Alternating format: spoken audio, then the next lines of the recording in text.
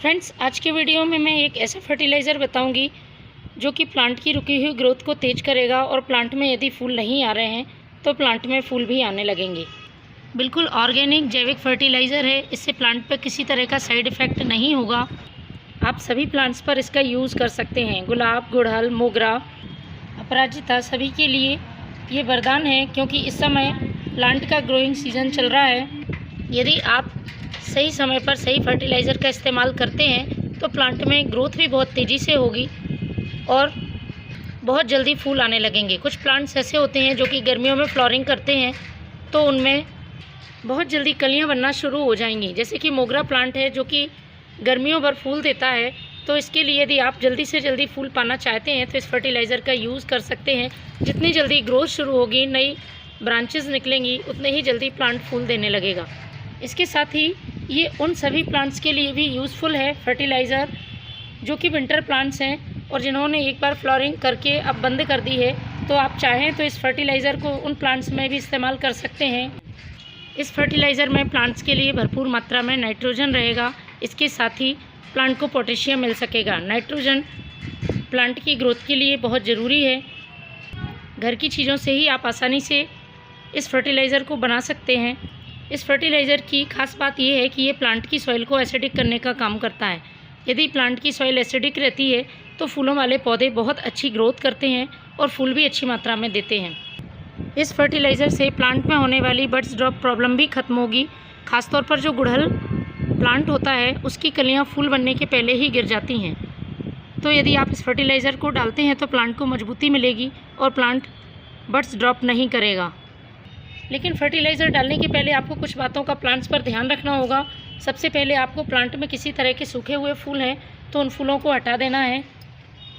इसके साथ ही मिट्टी में अच्छी तरह से गुड़ाई करनी है। किसी तरह का खरपतवार है तो वो भी हटा देना है, जिससे कि प्लांट में हम जो भी फर्टिलाइज़र डालें वो मेन प्लांट को लगे। खरपतवार उस फर्टिलाइज़र को यूज़ ना करें। प्लांट में किसी तरह की सूखी टहनियाँ हैं या फूल हैं तो उनको आप समय समय पर बिल्कुल कट करते रहें।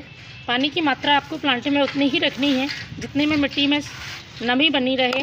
बहुत ज़्यादा पानी या बहुत कम मात्रा में पानी नहीं देना है प्लांट को। तो चलिए शुरू करते हैं किस तरह से इस फर्टिलाइज़र को बनाना है और कैसे प्लांट पर यूज़ करना है।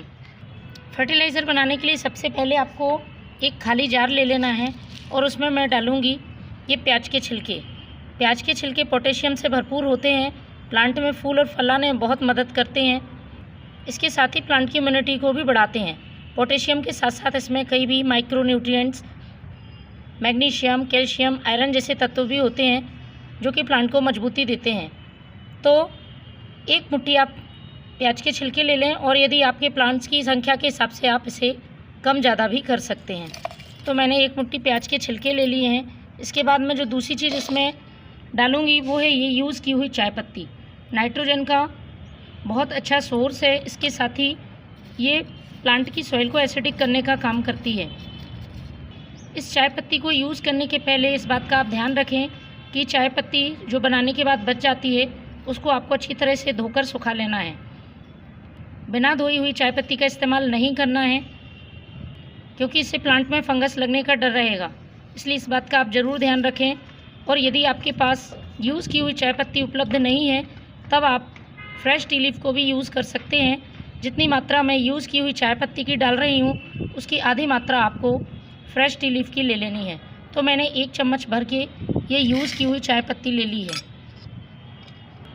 इसको आपको अच्छी तरह से पानी से भर देना है और हमें ढककर 1 दिन के लिए रखना है।